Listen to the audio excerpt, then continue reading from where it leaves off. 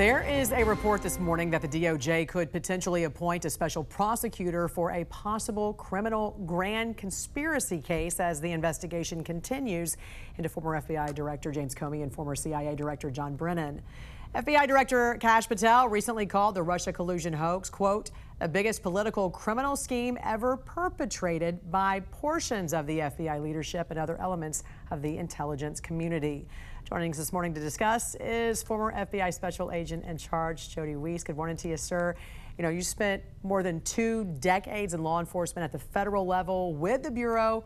What's your thoughts, first of all, regarding the criminal investigation into Comey and Brennan? Jen, I couldn't be happier. You look back at what was going on in the FBI starting in 2016, these cases, the way they approached General Flynn, Crossfire Hurricane, the Russian collusion case, then moving to the raid on Mar-a-Lago, the lawfare that came after President Trump. This was outrageous. And then you add the arrogance of these 2 individuals, Comey and Brennan. It was unbelievable. So I'm extremely happy that someone is finally looking into this. Well, there's also some speculation this is a little bit deeper than just even Russiagate, and that there are still classified documents of this alleged grand conspiracy. Take a listen to what FBI Director Kash Patel said just this past Sunday in an interview. That's how vindictive and vicious the former leadership structure here was. Not only did they bastardize the FISA process and lie to the American public, they withheld and hid documentation and put it in rooms where people weren't supposed to look. And it's a good thing we're here now to clean it up, and you're about to see a wave of transparency. I got to get your thoughts on this, especially the comment that was made here that former administration intelligence officials, again, former Biden administration intelligence officials, hid documents in rooms where people aren't supposed to look. Yeah, it's amazing. Having worked at headquarters a couple of times, there are plenty of rooms to hide things. But the big question, Jen, why would you do that? The FBI's case management system can handle very sensitive investigation. It can be compartmentalized. The other question I have is, traditionally, in my time, investigations are worked in the field, but you had these investigation zones being run at headquarters. Peter Strzok was like the agent that did everything in the FBI. He handled all of these. He was a deputy assistant director at headquarters. That never should have happened. These should have been field cases. But yeah, hiding these documents, I'm so glad that now somebody will get us the answers as to why. Well, speaking of which, you know, Patel mentioned they were hidden in these other rooms or whatever. You know, Patel said they were so arrogant, they wrote everything down and put it essentially, he said, in a lockbox that he found.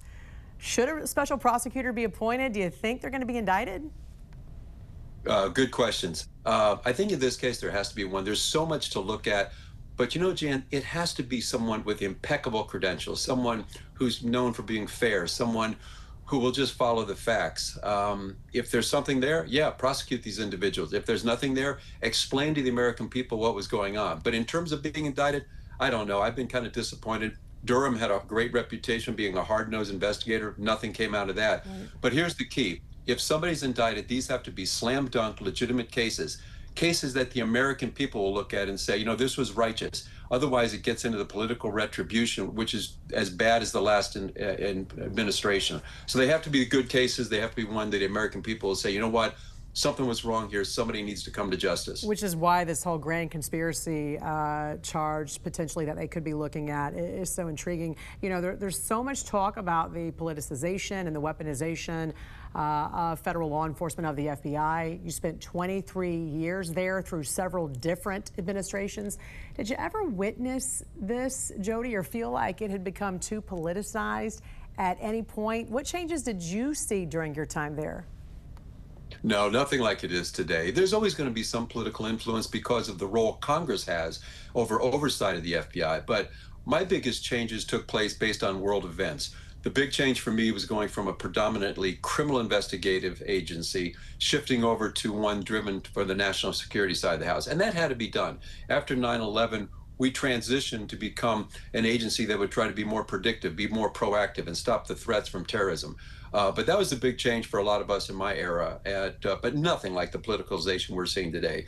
Sadly, though, they're going to have to dig deep because I think that cancer has worked its way throughout the organization, and I think it's going to take a little bit of time, but I think Dan and Kash are the people to do it.